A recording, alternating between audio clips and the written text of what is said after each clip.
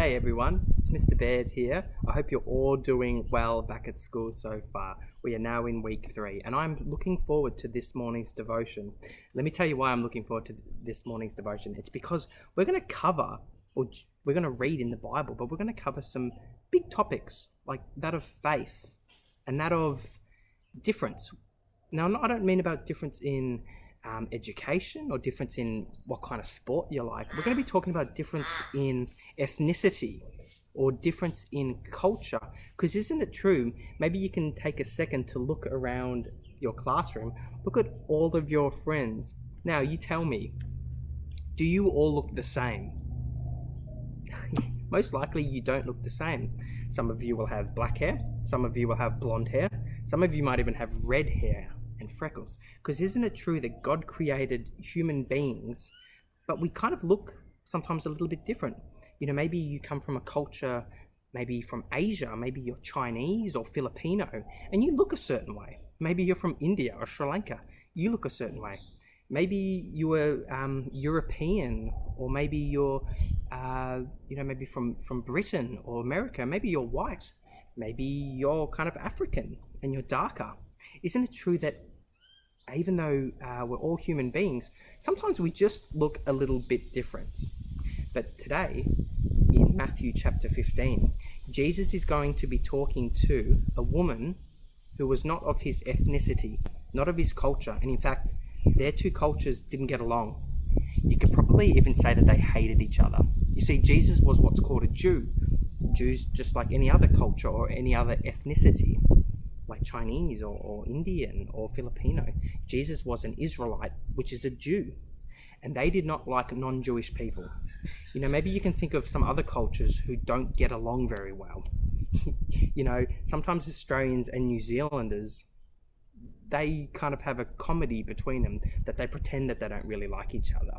Maybe you can think of some other cultures that don't like each other, but this is a culture that Jesus's people, not Jesus, but Jesus's people didn't like. Anyway, that's enough from me. It's something for us to all think about though. And let's read of how Jesus talked to and dealt with a woman who was a bit different than herself. Then Jesus left Galilee and went north to the region of Tyre and Sidon. A Gentile woman who lived there came to him pleading, "Have mercy on me, O Lord, Son of David, for my daughter is possessed by a demon that torments her severely." Now, let's press pause there.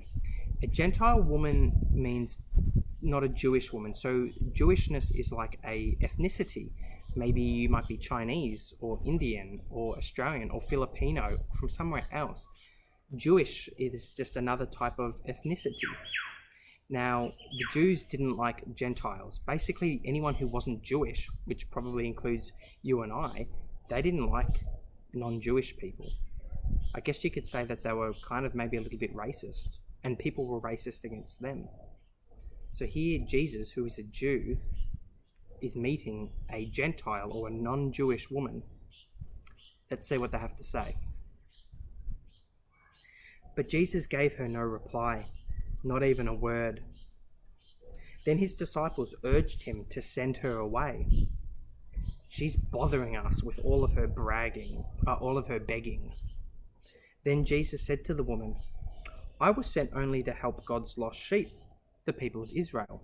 What Jesus is saying is, I'm here to help people like me, of my own skin, of my own type. I'm not really here to help you people. Come on, Jesus, I thought you were a nice person. But she came and worshipped Jesus, pleading again, "Lord, help me." Jesus responded, "It isn't right to take food from children and to throw it to dogs." She replied, "That's true, Jesus, but even dogs are allowed to eat the scraps that fall beneath their master's table." Jesus was shocked. He said, "Dear woman, your faith is great. Your request is granted."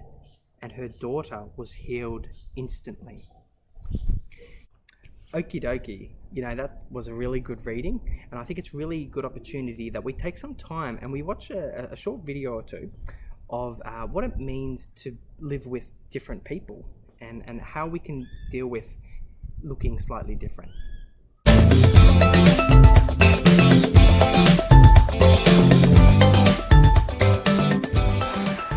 What would you do for Chupa Chups?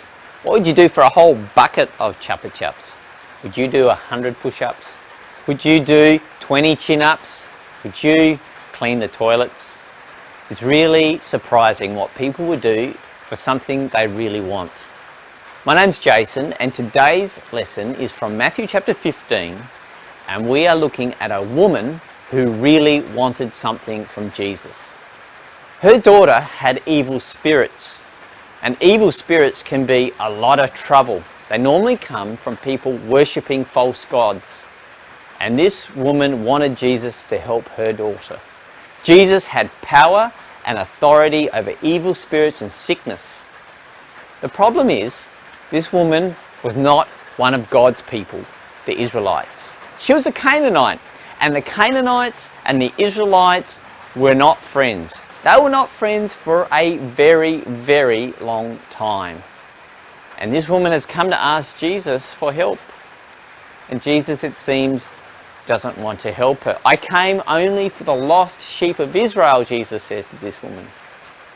You know, the girl was probably in trouble because Canaanites worshipped false gods. And now this woman comes to Jesus. Please help me, Jesus. This woman needed Jesus' help. It seems to me that Jesus was almost rude to her. What do you think? Does that seem like what Jesus was doing?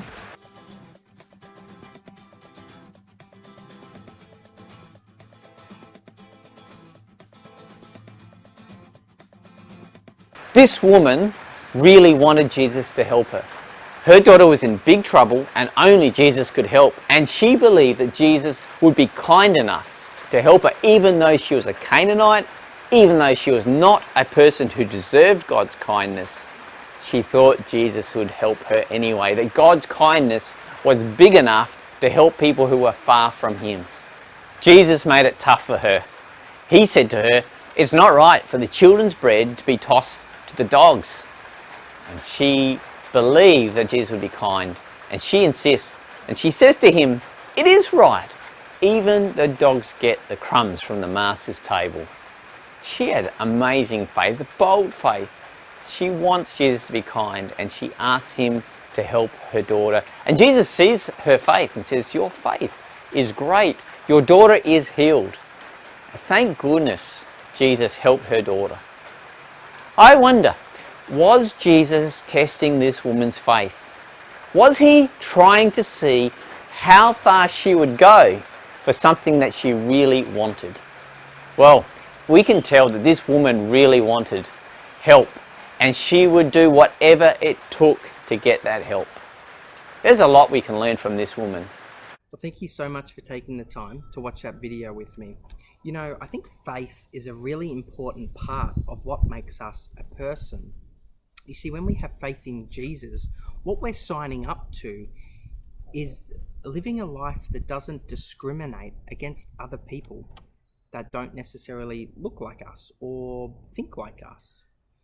You see, Jesus was able to cross the boundary of discrimination because he loved every person. You see, while it seems like he was maybe a little bit negative towards the woman, what Jesus was actually doing was testing her faith.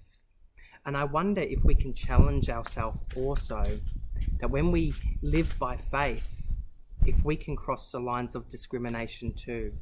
You know, I think we can learn a few things, both about faith, but also about not discriminating against people who look a bit different to us. I think we can learn a few things. Number one is this: God made all human beings in his own image. Number two, because we are made in God's image, we are to love and serve and help and heal people the same way that Jesus did. And number three, if you make a mistake, that's okay. God will always forgive us.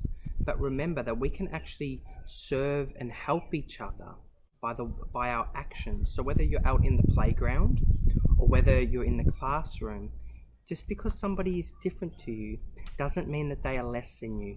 You know, I think we can all learn a lesson from Jesus about loving and helping and serving other people, even if they're a little bit different. You know what?